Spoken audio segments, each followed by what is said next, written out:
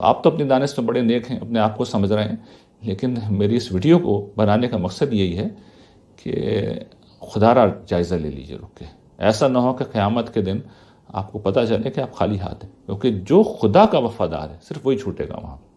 जो शख्स उसूल में ये फैसला कर चुका है कि मैंने हक का साथ देना है, अब हक का साथ देना है तो आपको 2-3 लोगों की बात तो सुननी पड़ेगी ना। यानी वन साइडेड बात सुन के तो आप कभी हक तक नहीं पहुंच सकते। दुनिया में कोई अदालत फैसला कर सकती है कि वो एक ही समत की बात सुने?